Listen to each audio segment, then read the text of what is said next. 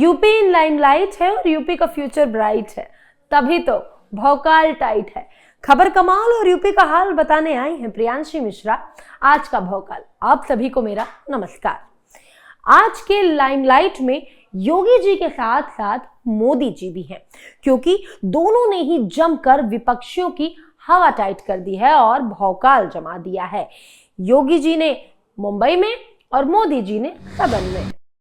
कहते थे, डराते थे, कहते थे अरे अयोध्या में कोई फैसला हो गया तो खून की नदियां बहेंगे। अबे हमने कहा फालतू बात करी, मच्छर नहीं मरने वाला है। तो चलिए फिर शुरू करते हैं आज का शो। उत्तर प्रदेश के मुख्यमंत्री योगी आदित्यनाथ 14 दिसंबर को मुंबई के world Hindu economic forum programme में गए थे।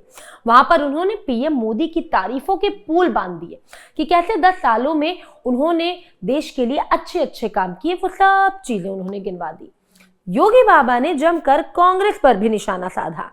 मुख्यमंत्री योगी आदित्यनाथ ने कहा कि भारत का विकास कुछ लोग पहले भी नहीं चाहते थे और उनकी कुछ औलादें आज भी देश का विकास नहीं चाहती है।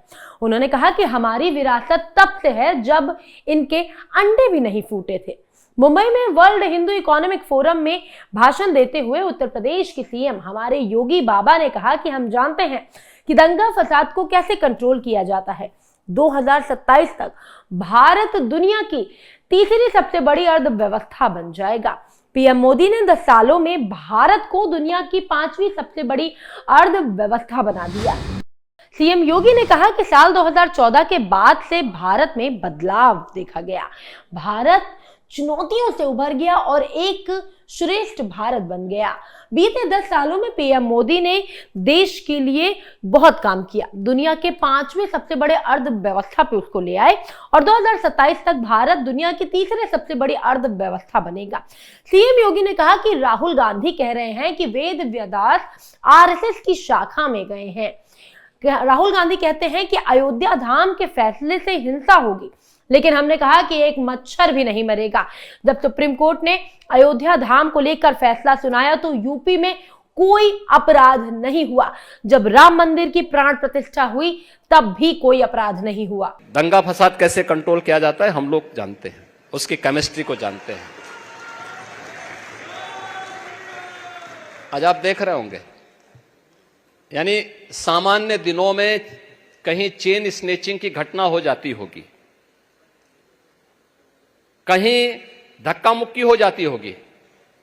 जब 9 नवंबर 2019 को माननीय उच्चतम न्यायालय ने श्री राम जन्मभूमि से संबंधित फैसला दिया था, आप आश्चर्य करेंगे उस दिन उत्तर प्रदेश में एक भी घटना नहीं घटित हुई, कोई घटना नहीं घटित हुई।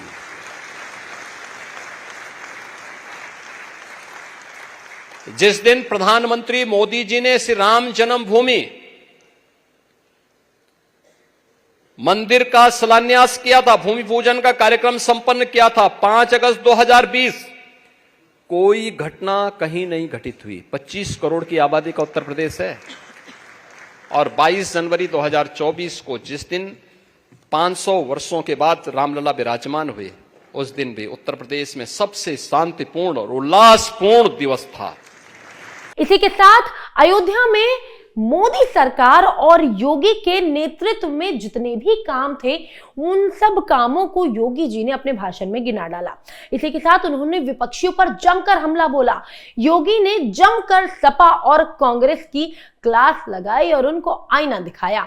उन्होंने पुरानी सरकार को निकम्मी सरकार कहकर उनकी खटिया खड़ी कर दी और राम मंदिर को लेकर उनकी मंशा भी सबको बताई। संविधान का वास्तव में गला घोंट करके संविधान में चोरी से सेकुलर शब्द डालने वाले लोग अपने घर में शोक मना रहे हैं। उन्हें परेशानी है कि काशी विश्वनाथ धाम की कायाकल्प कैसे हो गई। उन्हें परेशानी है कि अयोध्या में राम मंदिर और अयोध्या इतनी भव्य और दिव्य कैसे हो गई। उन्हें परेशानी इस बात की है कि हम लोगों ने तो दशकों तक शासन किया लेकिन कुछ नहीं हम कर पाए। अपने निकम्मेपन पर हम लोगों को कोस रहे हैं। योगी बाबा ने संभल के शिव मंदिर का भी जिक्र करते हुए अपोजिशन पर जमकर हमला बोला। आपको बता दूं कि संभल में 46 साल पहले बंद कर दिए गए मंदिर को प्रशासन ने खोल दिया है और वहां पर पूजा अर्चना की जा रही है। आपकी स्क्रीन पर दिख रहे होंगे कि संभल के शिव हनुमान मंदिर से कैसे सफाई की जा रही है और सुरक्षा के लिए वहां पर बड़ी संख्या में पुलिस बल तैनात है। यहाँ पर पूजा अर्चना भी की गई। इसके बाद इलाके में ये मंदिर दोबारा 46 साल बाद खोला गया और ये इलाका एक मुस्लिम पॉपुलेटेड एरिया है। इसको लेकर भी योगी आदित्यनाथ ने भौकाली अंदाज में विपक्षियों की क्लास लगाई। संभल में इन्हीं के समय में 46 वर्ष पहले जिस मंदिर को बंद कर दिया गया, वो मंदिर फिर से सबके सामने आ गया। इनकी वास्तविकता को सबके सामने प्रस्तुत कर दिया। याद करिए ना, क्या वो संभल में इतना प्राचीन मंदिर क्या रातों रात प्रशासन ने बना दिया? क्या वहां बजरंगबली की इतनी प्राचीन मूर्ति रातों रात आ गई? क्या वहां पर जो ज्योतिर्लिंग निकला है, क्या यह आस्था नहीं थी? क्या उन दरिंदों को आज तक सजा क्यों नहीं मिली? इन्होंने 46 वर्ष पहले संभल के अंदर नरसंहार किया था। क्यों नहीं चर्चा होती संभल में उन लोगों की, उन निर्दोष लोगों की? क्या क्या कसूर था उनका, जिनकी निर्मम हत्या संभल के अंदर आज से 46 वर्ष पहले हुई थी? लेकिन जो भी उस सच को बोलेगा उसको धमकी दी जाएगी, उनका मुंह बंद कराने का प्रयास होगा। लेकिन सिर्फ योगी बाबा का ही भौकाल नहीं छाया हुआ है। मोदी जी भी अपने फॉर्म में सदन में भौकाली अंदाज में विपक्षियों को उनकी जगह दिखा रहे हैं।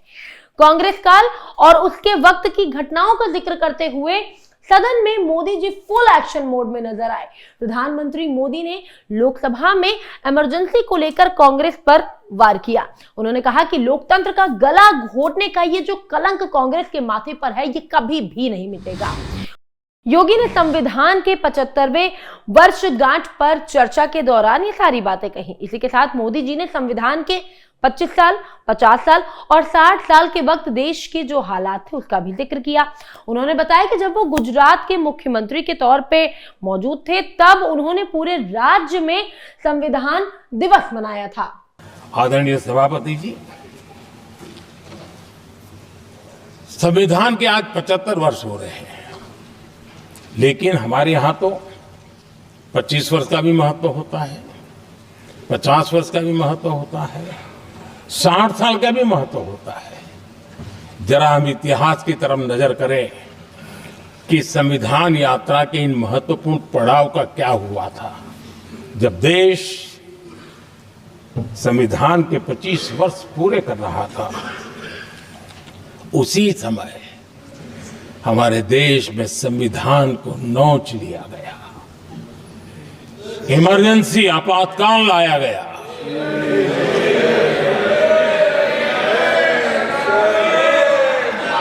संवैधानिक व्यवस्थाओं को समाप्त कर दिया गया,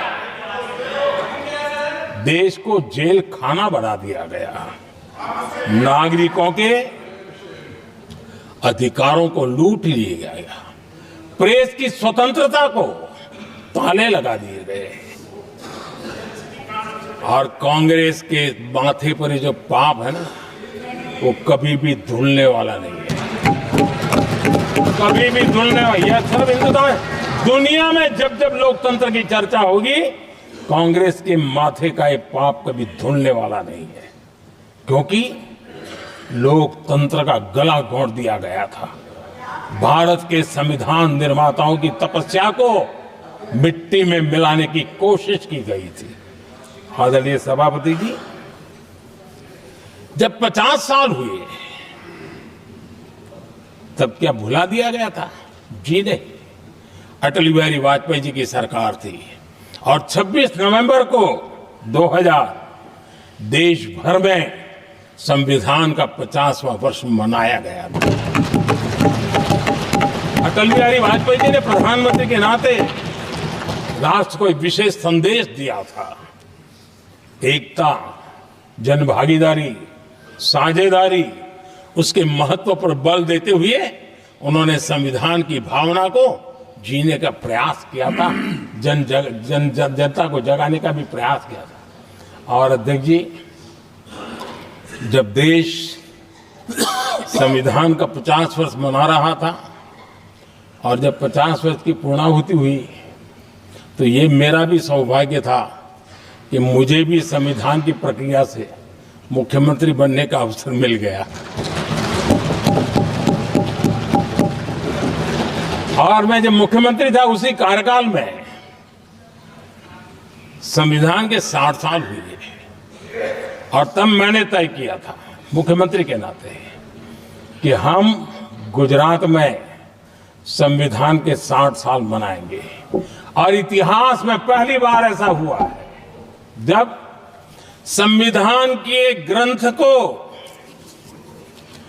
हाथी पर बनाई हुई अंबाड़ी में रखा गया, उस विशेष व्यवस्था में रखा गया।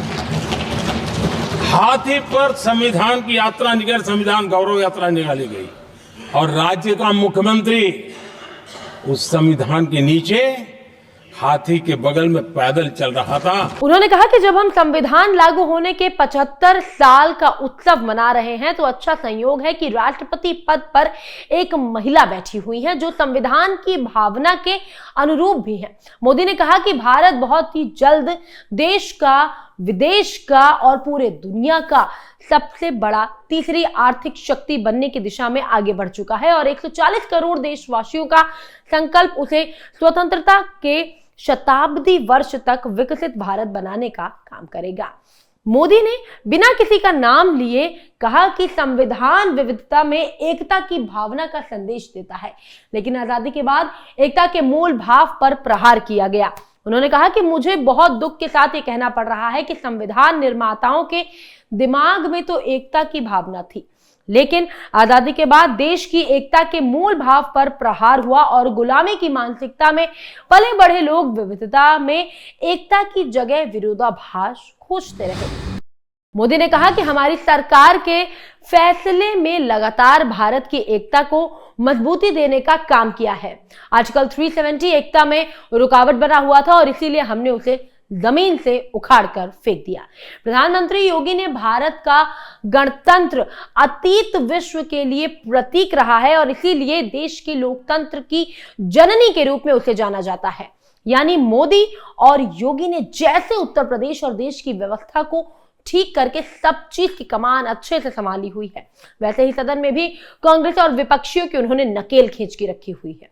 अपने पूरे भाषण में पीएम मोदी ने जवाहरलाल नेहरू, इंदिरा गांधी, राजीव गांधी से लेकर कांग्रेस के लंबे शासन पर निशाना साधा। उससे पहले लोकसभा में नेता प्रतिपक्ष यानी हमारे कांग्रेस के राहुल गांधी ने सावरकर का नाम लेते हुए संविधान के प्रति उनकी धारणा पर सवाल खड़े किए, जबकि इसके पहले संसद पहुंची उनकी बहन और कांग्रेस सांसद प्रियंका गांधी वाड्रा ने भी सरकार को घेरा।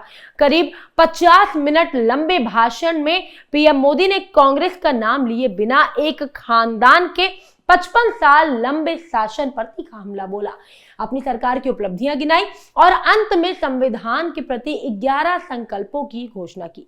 बीजेपी के सांसदों ने पीएम मोदी के भाषण को ऐतिहासिक और कांग्रेस को आईना दिखाने वाला बताया। हर बार की तरह इस बार भी योगी जी और मोदी जी ने अपना भौकाल टाइट कर दिया। तो चलिए आज के शो को यहीं खत्म करते हैं। कल फिर से हाजिर होंगे किसी नए भौकाली मुद्दे के साथ। तब तक के लिए आप सभी को मेरा नमस्कार।